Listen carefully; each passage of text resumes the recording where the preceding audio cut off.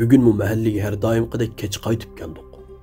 Tik qiyalarda o'ynab etib, necha qitim yiqilib yaralangan bo'lg'achqa putlarimning saq yerim qolmagan edi.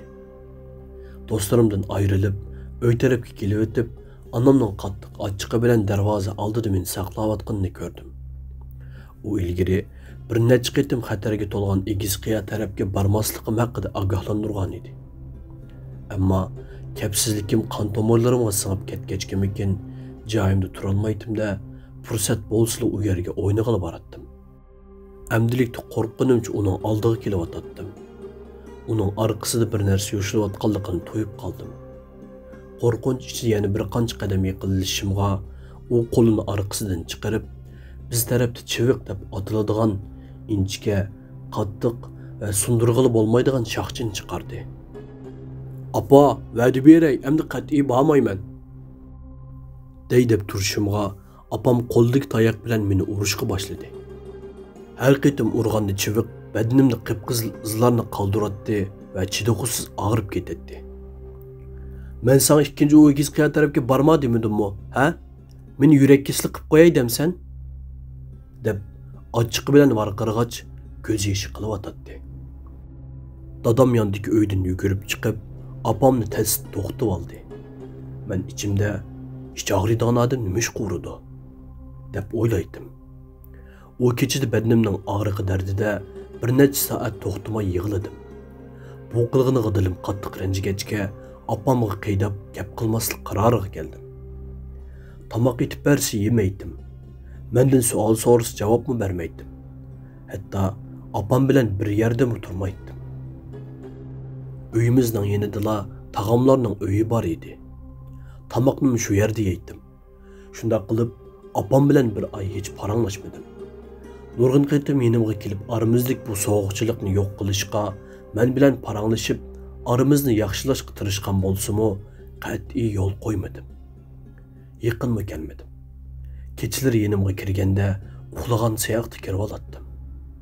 Yig'lab turib, beshimni silab so'yib qo'yib chiqib ketdi. Aramizni yaxshilash uchun shuncha tirishgan bo'lsa-mu, uning yo'lining o'tirdi meni urg'anligini qat'iy kechirolmaydim. Hatto har kuni do'stlarim bilan "Apam borma" degan egiz qiyalarga boratdim. Bir kuni yana shu yerda o'ynab etib, do'stlarim bilan bir musobaqa o'tkazdik. Qiyaning cho'qqisiga kim chiqa olsa, musobaqani shu yengan bo'ladi. Egiz qiyaga yomishib chiqib bo'lguncha tizlarim qanab, yaralar ichida qolgan bo'lsa-mu, musobaqani cho'qim men uchishim kerak deganni o'ylab, daqiqalar ichida eng cho'qqisiga chiqdim va musobaqada men yengan bo'ldim.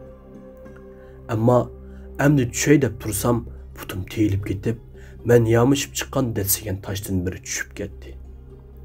Tasdikda kichik bir toshni tutib olishga aranda ulgurgan edim.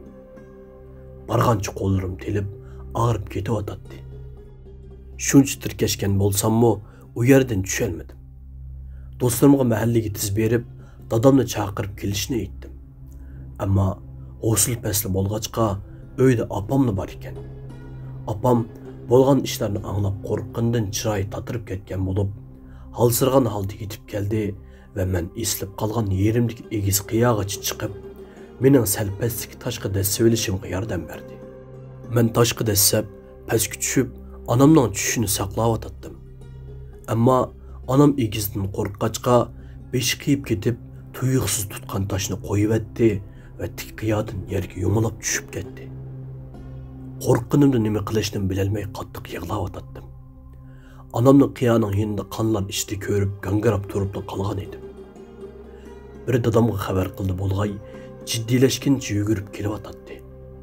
Dadam onamni quchog'iga oldi va onamni shahardagi doktorxonaga olib Onam qiyodan tushib ketgachga badani qattiq zaxmlangan bo'lib, u kundan keyin palach bo'lib qoldi.